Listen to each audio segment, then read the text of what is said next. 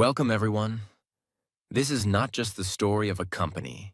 This is the story of two men who had nothing left, no money, no home, no hope. But from the burnt ruins of World War II, they created something that changed the world. This is the real story of Sony, the brand that brought us the Walkman, the PlayStation, the first Japanese radio, and gave the world a new vision of Japan after war. But it's not just about business. This is a story about belief, about how an idea born in a broken building can become an empire that inspires generations. And you, yes, you, will not only feel inspired, you will learn powerful life lessons. You will learn how to never give up. And most importantly, you will improve your English in the most enjoyable way. So stay till the end of this journey, because this is not a boring business story. This is a movie, and now let's begin. Part 1. Bombs, Broken Buildings, and a Big Dream. The beginning of Sony. The year was 1945. The world had just ended the most brutal war in human history, World War II. And in Tokyo, Japan, everything was destroyed. Buildings were broken. Bombs had flattened cities.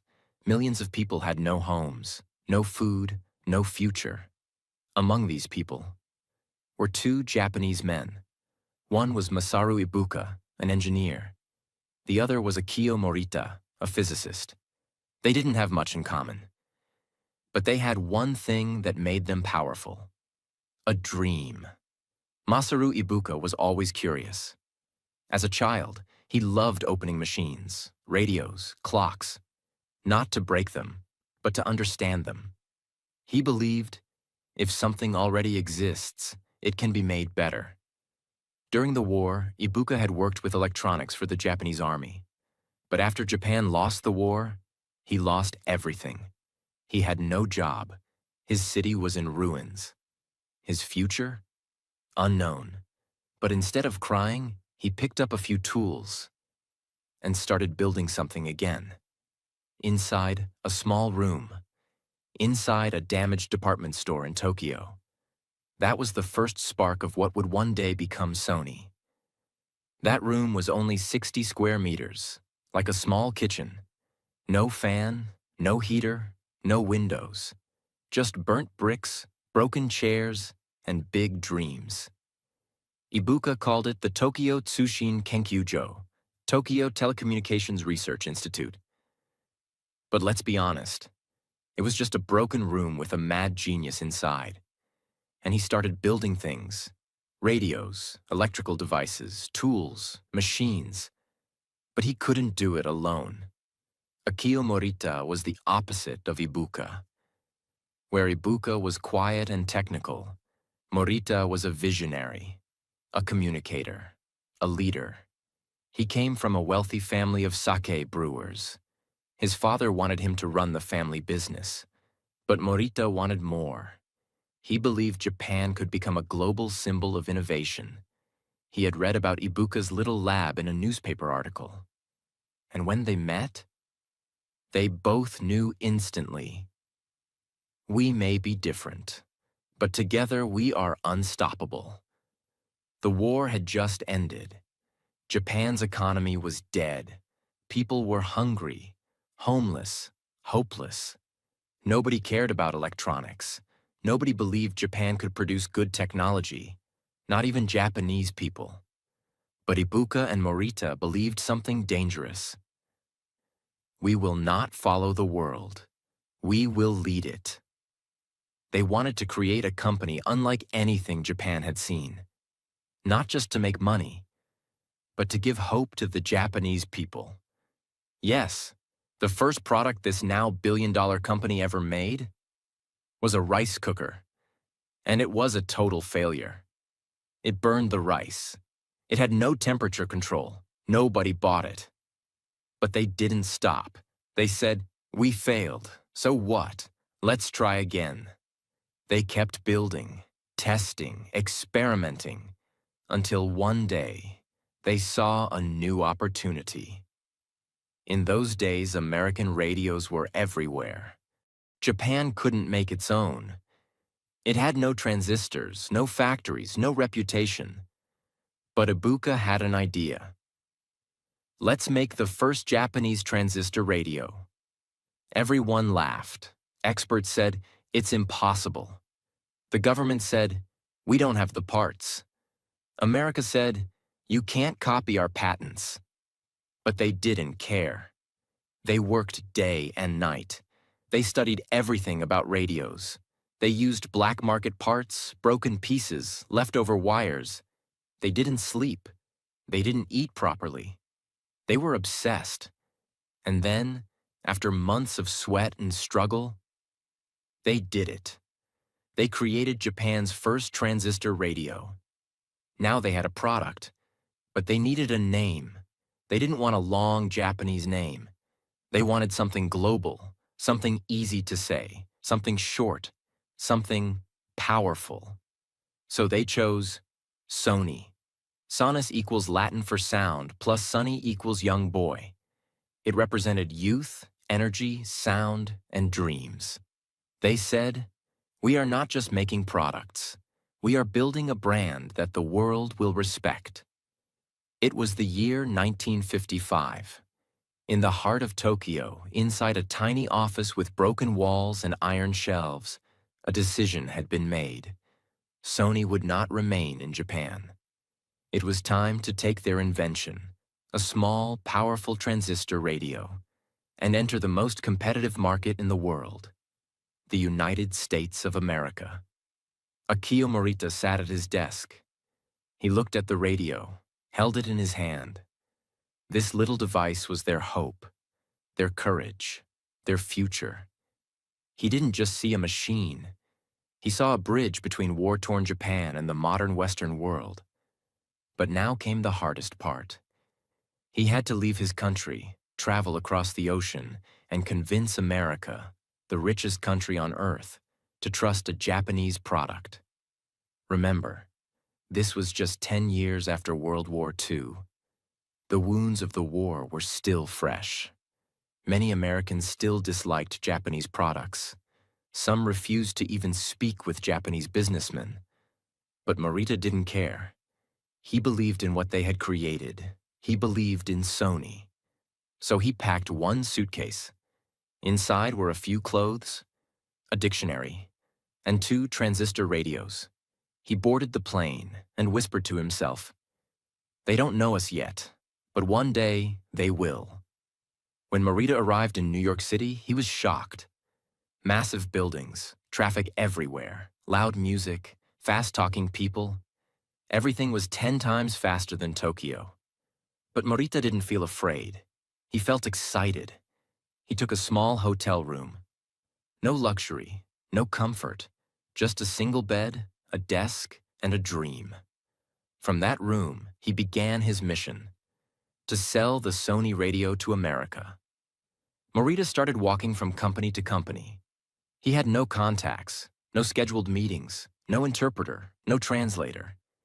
He spoke in broken English, often using hand gestures, drawing diagrams, and pointing at his radio. Sometimes people just stared at him. Some said, sorry, we're not interested. Others laughed. Japanese radio? That won't sell here. He was rejected again and again, but rejection didn't stop him. He had walked through rubble after the war. He had seen hunger, failure, poverty. So this was nothing. Each morning he woke up, put on his suit, polished his shoes, picked up the radio, and went out again. Morita noticed something. Many American radios were big, heavy, and expensive. Sony's radio was small, light, and portable. He changed his pitch. You can carry music in your pocket. Walk with it. Travel with it. It's for the young generation. That line caught attention, especially from teenagers and music lovers. They had never seen something like this before. After weeks of struggle, he got a small opportunity. A small electronics shop agreed to take 10 units of the radio, on trial. If they sold, they'd buy more. Morita personally cleaned each radio, packed it neatly, and delivered it to the shop. All 10 radios were sold in 2 days. People loved them. Young boys and girls came back asking, "Do you have more? I want one." The shop owner called Morita and said, "Give me 100 more." Soon after, a large American distributor noticed Sony's radio. They liked it. They wanted to sell it across America. But they had one condition. "We will buy thousands of your radios, but we will put our name on it. Not Sony, just our brand." To any other startup, this would sound like a dream deal. This was millions of dollars in future sales. A guaranteed entry into the US market, security, stability, success. But Morita said, no. Even though Sony was still small, even though they were desperate for money, he said, "Our name is everything. We don't just sell radios. We are building a brand that people will trust. If we remove our name today, no one will know us tomorrow." It was one of the boldest decisions in business history. And the American company, and impressed by his courage, agreed to keep the Sony name. Sony received their first large US order soon after, 100,000 transistor radios, worth over $2 million, shipped across America in waves. And guess what? They sold out in just a few months. Teenagers loved the size. Adults loved the price. Stores loved the profits. Suddenly, Sony became a name everyone wanted to know. Morita decided it was time. Sony would now have an office in the US. He rented a tiny room in New York City. One desk, one phone, one assistant. But it was Sony's first global step. He worked day and night, answering calls, managing orders, building relationships. Back in Tokyo, Masaru Ibuka handled production. He expanded their small factory, hired more workers, improved quality. Together, they built a bridge between Tokyo and New York, a connection that would help Sony grow from a startup to a global giant. But Morita wasn't satisfied. He said, "We must not become lazy. One good product is not enough. We must create something the world has never seen." Sony's engineers were challenged to do more. Better sound, smaller size, longer battery, new ideas. Part 2. They said it was useless. But it changed the world. The year was 1979. Sony was no longer just a small company. It was now a rising name across the globe. People were starting to say, "Have you heard of that Japanese brand? Sony? Their radios are amazing." But inside Sony's Tokyo headquarters, Akio Morita was restless. He had seen success. He had opened an office in America. They had made millions of dollars in radio sales. But now, he was looking for what's next. He knew the truth. If we don't create something new, we'll become history. Sony was making TVs, recorders, audio devices, but none of it felt revolutionary anymore. Morita wanted to do something unbelievable, something no one else had done. One day, one of Sony's engineers, Norio Oga, came with a complaint. He loved listening to classical music, but he hated carrying big cassette players while traveling. He told Morita, "Why don't we build a small cassette player, just for headphones, no speakers, no record button, just music, just listening?" Morita paused. A cassette player with no speakers? No ability to record music. To many people, that sounded useless. Even inside Sony, many executives laughed. They said, "Why would anyone carry a device that can only play music and nothing else? And who wants to wear headphones while walking? People want big sound, not private sound." But Morita saw something different. He didn't just see a machine. He saw a new lifestyle. He imagined a young person walking through the city, music in their ears, lost in their own world. He imagined people listening privately on a train, in the park, in their rooms. This wasn't just about music. It was about freedom. So Marita said, "Let's do it." Sony's engineers got to work. They started with their existing cassette recorder. They removed the recording system, the loudspeaker, the microphone, and replaced it with a stereo amplifier, a headphone jack, lightweight materials. They tested dozens of sizes, shapes, buttons. The challenge was, it must be small enough to fit in your hand, light enough to carry anywhere, and strong enough to survive daily use. After months of trials, they created the first prototype. It was small, battery-powered, crystal clear in sound, fit perfectly in a pocket or bag. Marita wanted a name that felt fun, light, and modern. They considered Soundabout in the US, Stowaway in the UK, Freestyle in other countries. But finally, they went back to something simpler. Walkman. It wasn't perfect English, but it sounded cool. It combined walk, movement, portability, man, person, individual user. And Marita believed the name would grow with the product. They printed the first batch, 30,000 Walkman units, packaged neatly, sold for around $150 at launch. They sent them to music stores in Japan and waited. At first, no one bought them. People walked past the product. Even journalists mocked it. One newspaper headline said, "Sony's Walkman, a step backwards in music." Sony executives panicked. They had invested millions of dollars into the idea. Was it a mistake? Marita didn't panic.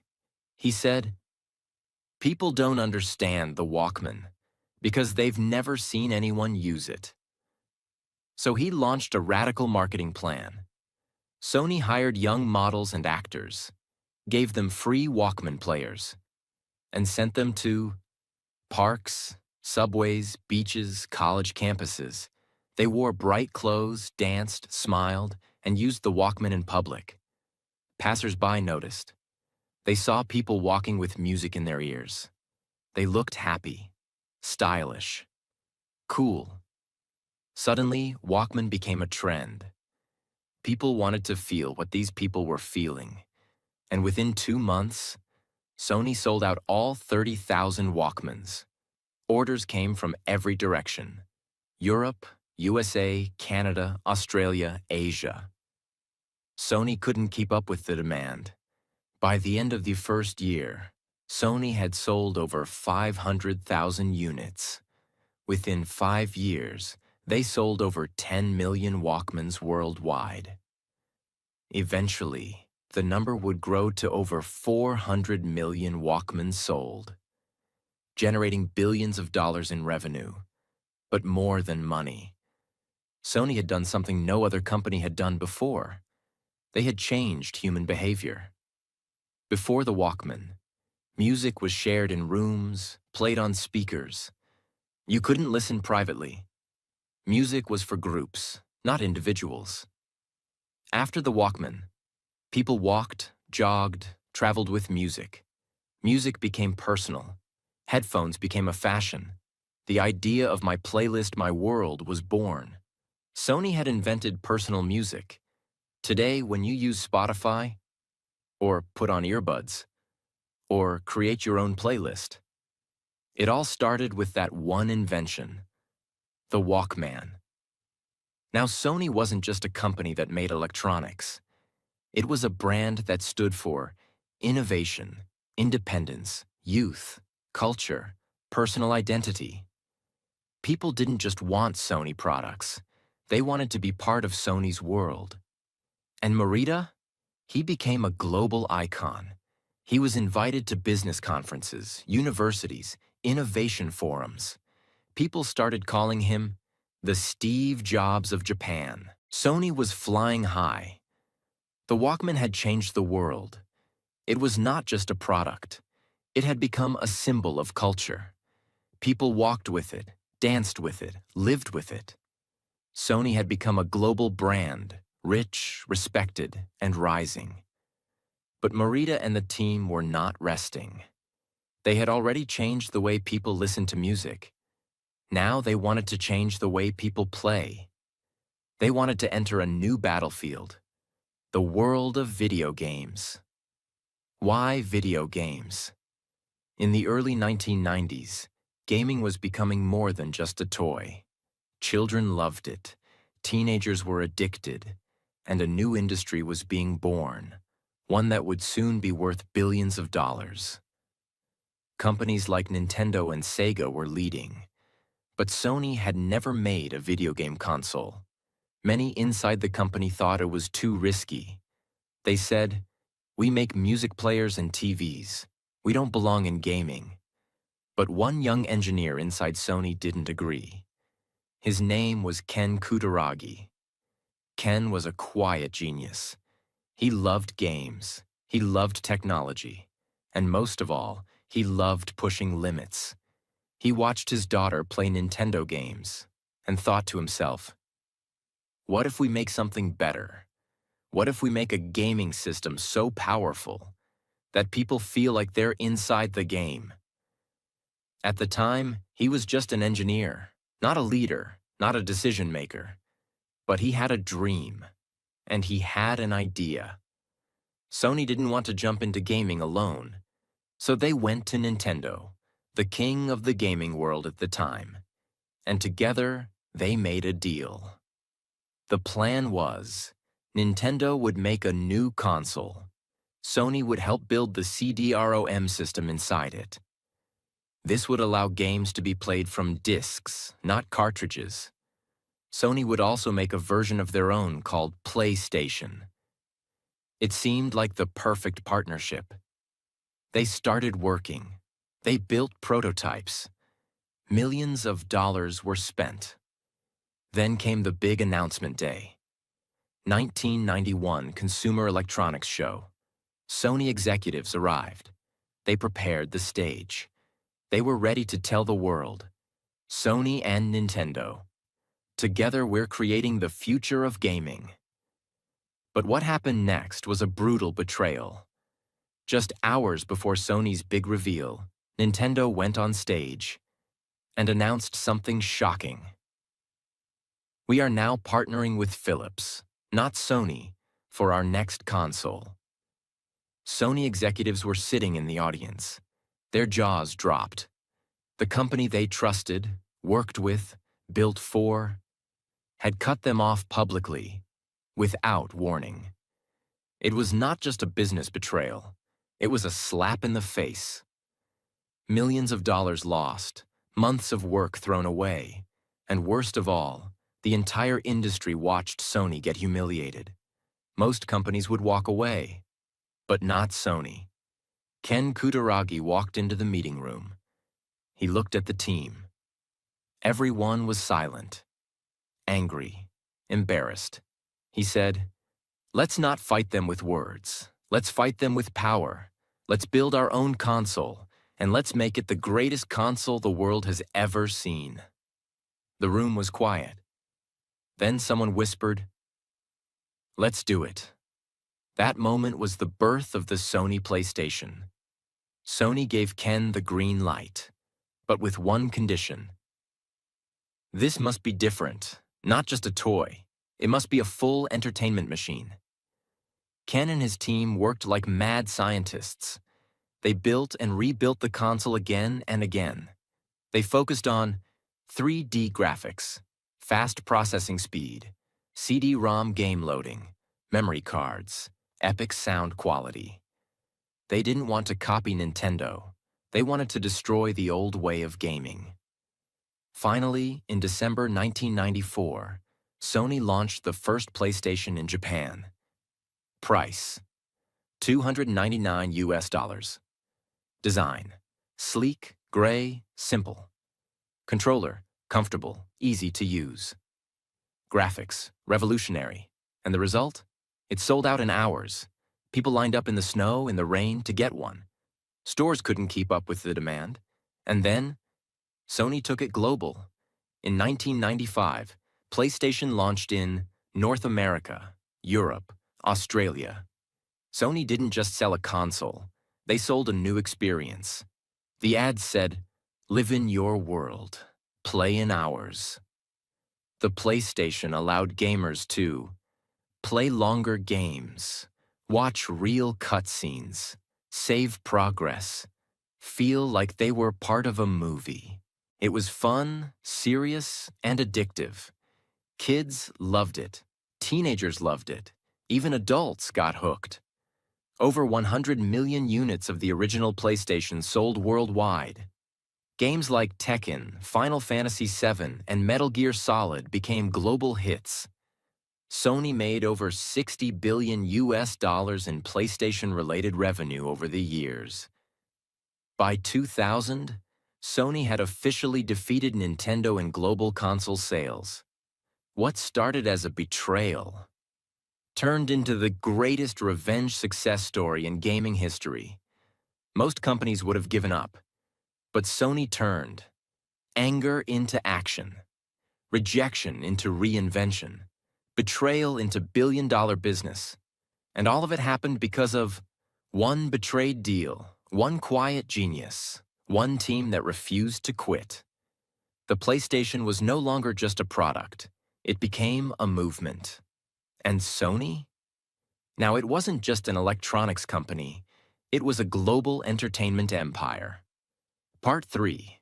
From game console to global stage, Sony becomes an entertainment empire. The PlayStation was not just a win. It was a revolution. Sony had entered the gaming world as outsiders. They had been betrayed, rejected, humiliated. But now, they were the leaders. They had already sold over 100 million PlayStations. The world loved Sony, and the world was ready for more. But deep inside Sony's Tokyo office, their top leaders were not celebrating. They were planning something bigger. Akio Morita had once said, "We are not a company that copies others. We are a company that creates the future." And that future was not just electronics. Sony was about to enter a completely different universe. Movies, music, media, magic. By the late 1990s, the world was changing again. People weren't just buying gadgets. They were watching movies, listening to CDs, playing 3D games, watching animated films, falling in love with stories. And Sony had a dream. Why should we only build the machine? Let's also control what goes inside the machine. They realized something powerful. If you own the device, you can make money. But if you also own the content, you can build a kingdom. So Sony made a bold, dangerous, and brilliant move. They decided to buy Hollywood. In 1989, Sony shocked the world by buying Columbia Pictures, one of the most famous movie studios in America. Price? $3.4 billion. The world laughed. Critics said, "Why is a Japanese electronics company buying a movie studio? They don't know Hollywood. They will fail." Even some Sony employees were scared. It was a huge risk. But Sony didn't care. They didn't just want to sell TVs. They wanted to create what people watched on those TVs. So they took control of Columbia and stepped into a world full of actors, directors, scriptwriters, awards, box office battles. Sony was now in the movie business. At first, Sony struggled. They made a few movies that failed. They lost millions. Hollywood laughed again. But Sony didn't quit. They learned. They adapted. They studied what people loved. And soon, they started producing blockbusters: Men in Black, Spider-Man, Jumanji, Bad Boys, The Karate Kid remake, The Da Vinci Code, The Equalizer. These films didn't just earn money. They became part of pop culture. They built emotional connections. They gave people heroes, stories, and dreams. By the mid-2000s, Sony Pictures had become one of the top 5 movie studios in the world. Their films earned billions of dollars at the global box office. But Sony didn't stop with movies. They moved even deeper into music. They already had a small music division. But now, they wanted to dominate. So they merged and grew into Sony Music Entertainment, one of the largest record labels in the world.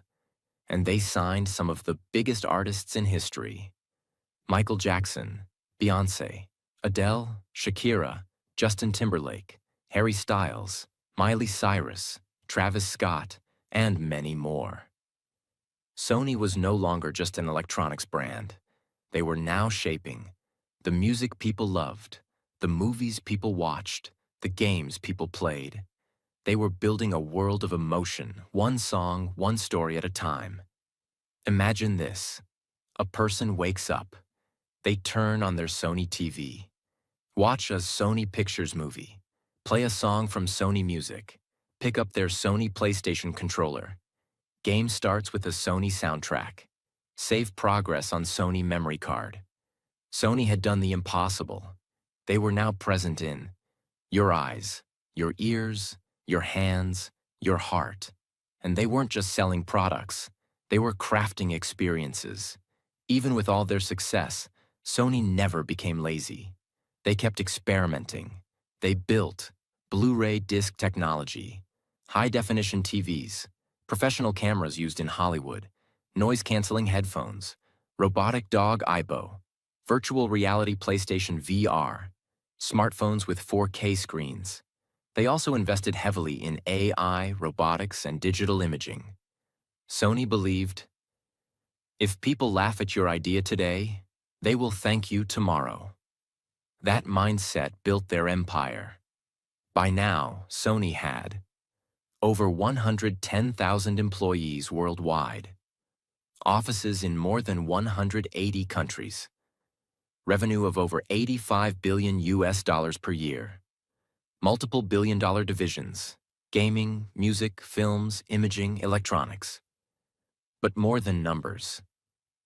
Sony had built a name that meant creativity, quality, emotion, respect.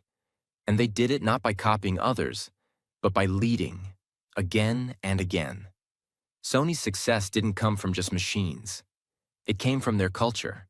Inside Sony, every employee is taught to think like an artist, work like an engineer, lead like an entrepreneur, care like a family member.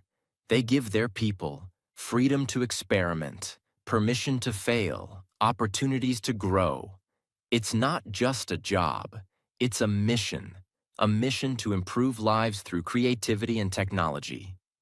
Now Sony is working on next-gen PlayStation 6, smart wearable music tech, film studios in new countries, global music talent expansion, virtual production for films, AI-driven sound and editing tools, gaming universes mixed with film and music. They're creating a future where one story can be a game, a movie, and a song, all at once, all powered by Sony. They are building worlds, not just products. Part 4. The legacy of Sony, built on courage, cracks, and a camera of dreams. Sony had now become something bigger than a company. They were a storyteller, a builder, a connector, a symbol. They had entered every part of the world, and every part of the human heart, from the streets of Tokyo to the skyscrapers of New York, from the hands of children playing PlayStation, to the ears of teenagers wearing headphones on buses, to the eyes of movie lovers crying in dark theaters. Sony was everywhere. But behind all the cameras, screens, music, and machines was a truth most people didn't see. And today, in this final chapter, you will see it. Sony's success was not made from shiny gadgets. It was built from broken floors, Rejected ideas, burnt buildings, sleepless nights, empty bank accounts, and tears no one saw.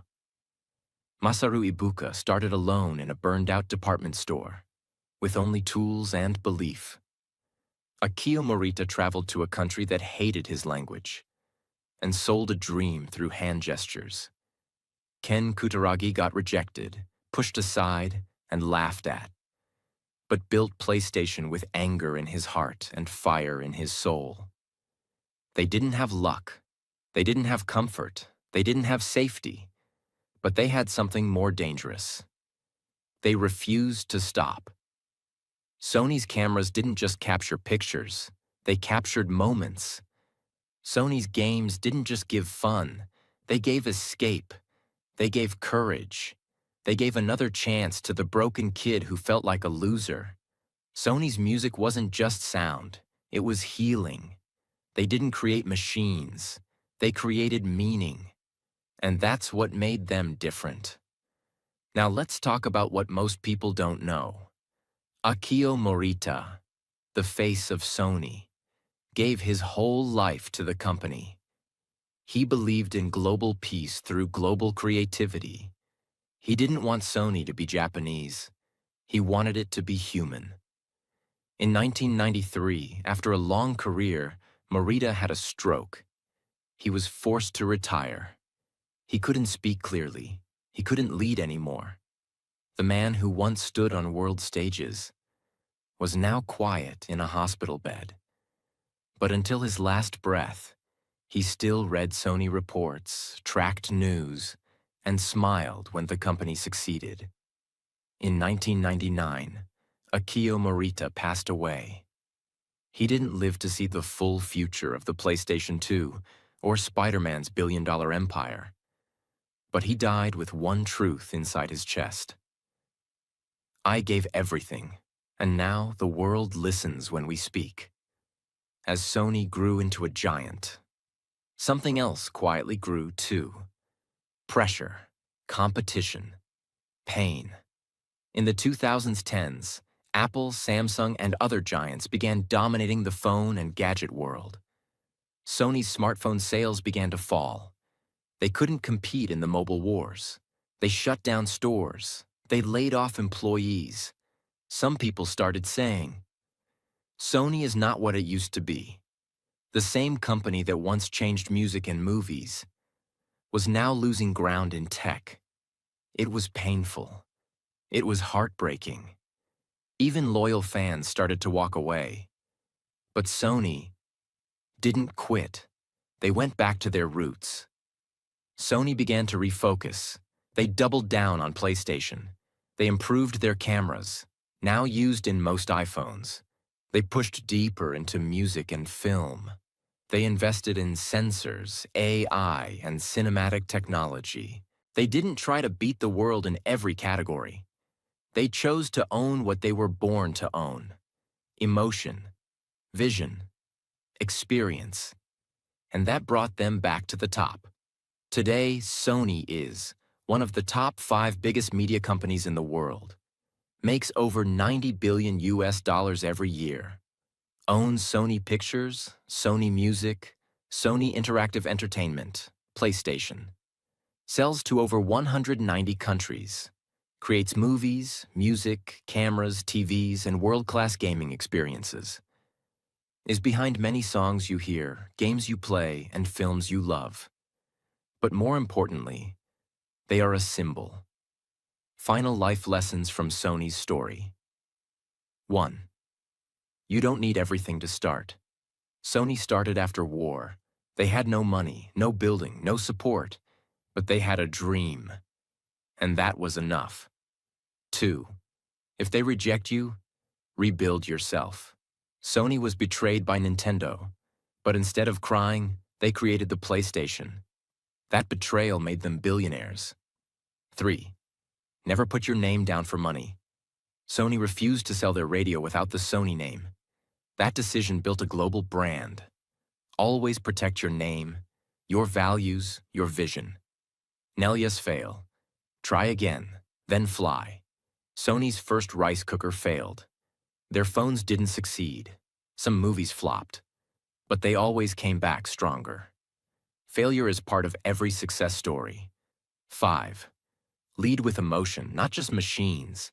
Sony didn't just build technology. They built experiences, music, games, and moments that made people feel alive. That's what made them different. 6. Protect your originality. Sony didn't copy, they created. The first Japanese radio, the Walkman, the PlayStation. They made what never existed before. Do the same in your life. Annual revenue, over 90 billion US dollars. Market value, over 110 billion US dollars. PlayStation alone, worth 45 plus billion US dollars. Sony Music plus Sony Pictures, combined worth 25 plus billion US dollars. Total employees, more than 110,000 worldwide. From one burnt room to a company richer than 90% of the countries on Earth. Sony is not just a success story, it's a miracle made by belief. If Sony taught us one thing, it's that your start does not decide your finish. You can start in pain. You can start in silence. You can start with empty hands. But if your dream is strong, you can still reach the stars. So please, never give up. Protect your name. Do what others think is impossible. And build something that makes people feel something, just like Sony did. If this story touched your heart, if it inspired your soul, if it improved your English, then please, subscribe to this channel, because more powerful stories are coming, and I want you to grow with every one of them. Comment below your favorite part of the Sony story. Share this video with someone who needs to believe in their dream again. And remember, you don't need permission to become great. If Sony can do it, so can you.